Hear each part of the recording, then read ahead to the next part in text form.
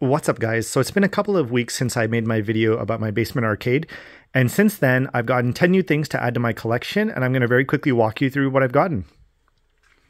So to start, I picked up another PlayStation game. So I got Parasite Eve. I was able to find a local seller online that actually had a very good copy of this game for a pretty reasonable price. So I picked up Parasite Eve. I actually had this game when I was younger, but I never really played through it. I wasn't good at this type of game, but the nostalgia factor just got to me and I had to pick it up. So that's number one.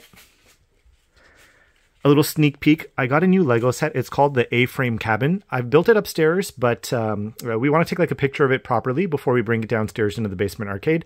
So I won't include that. But I picked up another shelf. This shelf is, the exact same as these shelves here. I was going to actually move both of these to this side, but I kind of like the arcade machines where they are, so I still have to find like a permanent placement for this shelf. I've moved a couple of things over from the other one, but I did pick up some really cool stuff for this shelf here. So I picked up a PlayStation Classic. I actually missed the boat on this one. This is one of the mini consoles that I should have gotten when it first came out, but I found a seller who is still selling a brand new sealed version of this for $100. It was in really good shape, and so I picked it up. I really had to kind of, scratch the itch and open it up, but I didn't open it up. I'd like to keep it sealed. I mean, it would have been great to open it and play with it, but I think I'll enjoy it more. Just kind of enjoying it in the box. I was able to pick up this Ash and Zed League of Legends action figures. So we got Ash here. These were actually at the, in a discount bin at my local Walmart, which is kind of cool. So I was able to get these guys for $7 each. And I think they're usually a little bit more expensive than that. As you can see, I've just put some of these older plushies on here to add a little bit more space. I'm not a big fan of Funko, so this is the third item, but I just couldn't resist this one. I was a huge X-Men fan as a kid. I'm still a huge X-Men fan, and there was just something really cool about like the pink and the purple Sentinels. And so I found this Funko. I thought they were really expensive. Like whenever I would walk into a store, I thought like the bigger Funkos were super expensive, but this wasn't too bad. I think this was around $65 Canadian, but it's like an oversized Sentinel, and it comes with like a little cute mini Wolverine, but I think this is a really cool set. It fits really nicely in this IKEA shelf, so I picked this guy up. It's my first and only Funko, but let's see if I buy more after this one. I just moved some of the Gundams over. Nothing really interesting here. I've got a couple of extra cubby holes that I want to fill in. I've got a sealed copy of StarCraft 2. I actually bought this game when it first came out. I just never had a chance to open it because I was really busy with school, and so I've just kept my sealed copy. Maybe it'll be worth something someday. I would never end up selling it. So that's 3 things: Parasite Eve, PlayStation Classic, 5 things actually, the 2 League of Legends figures, and then the Sentinel. Number 6 is this Geo Pocket sealed.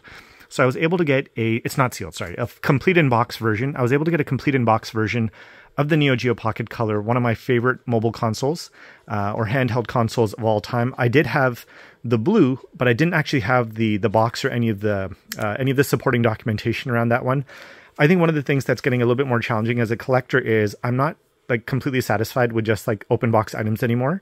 Or I shouldn't even say open box items without boxes, but getting a boxed item now has just been like, it's added like a whole new level of passion. I love displaying the box. I think they look super cool. So I'm on the hunt for these. If I can find them for a good deal, I absolutely do that. So the Geo Pocket, that's number 6.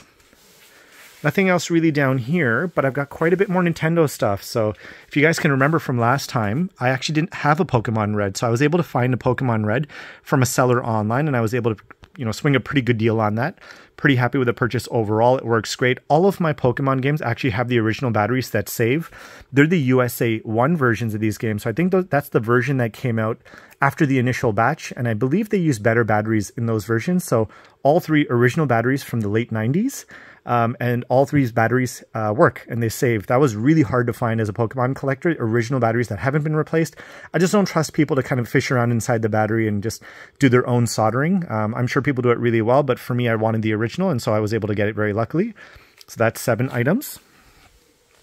Number 8 is I was able to pick up this Game Boy Pocket. So I found somebody in a local town pretty close to me. They were selling a Game Boy Pocket as well as a Game Boy Pocket camera. Like for, I think I paid like maybe $100 or $150. I don't remember the exact amount, but I think they had rented this from Blockbuster Video at one point. I didn't realize they were doing this because it actually came in like a hard shell case with like foam padding on the inside. And I believe they had just rented it at one point, and maybe Blockbuster went out of video at that time. And so these were both in mint condition, but somebody was looking to sell them. I gave them exactly what they were asking for, and just a really cool addition to my collection. Once again, I had mentioned I'm really big on getting items in box now, so I was able to get like almost a mint condition, complete in box Game Boy Advance. I remember when I was a kid, I actually traded somebody at the arcade for their Game Boy Advance, and it was just in such terrible, like super beat up shape. And so to actually now have multiple Game Boy Advances myself in good shape, I think it's just something really rewarding, something that I've been able to do for myself, and I'm just really glad for that, thankfully. What else do I have here? Actually, this is the one thing that I'm really happy with. I bought another Glacier Game Boy Advance, but I wanted to completely customize it. And as you can see in my collection, I don't actually have like the original DMG version of the Game Boy. So I built my own. I bought a Glacier Game Boy Advance, and I ordered from Funny Playing online. I ordered the shell. It's the gray, and it's a little bit hard to see in this light, but it's the same gray that was on the original DMG Game Boy. And the buttons are all the exact same color. It has an IPS 3 display, so I'm just going to turn it on. And I think it looks fantastic. So this thing's absolutely beautiful. It took me like a good hour and 20 minutes to figure out how to actually put this thing together. I'm not very technical when it comes to opening up devices, but I think it did a really good job. It's got a touchscreen built in, so I can control the brightness. So it actually didn't require me to do any soldering at all. I'm not a fan of soldering, as you can tell in some of my earlier comments. So the fact that I was actually able to put this together and get a touchscreen component going without having to do any soldering at all, I think has been amazing. It's a little expensive if you're looking for a screen, if you're looking for the shell, but I just think it came out absolutely beautiful. It looks like an original Nintendo product, something they probably should have sold. I'm not sure if they actually did, but I'm really proud of what I was able to do here.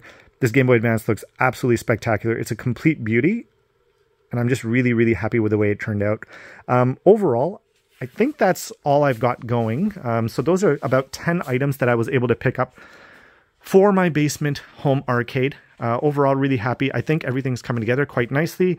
I still have to figure out what I want to do next, but I'm going to take it a little bit slow, a little bit easy. I'm going to be a little bit more selective about what I'm looking for. Things are getting a little harder to find now as well because I'm looking for the box versions, but once again, just really happy, privileged, and proud of the fact that I've been able to put together a really great collection. Thank you for your support. Please like, thumbs up, and subscribe if you want to see more content like this. Take care.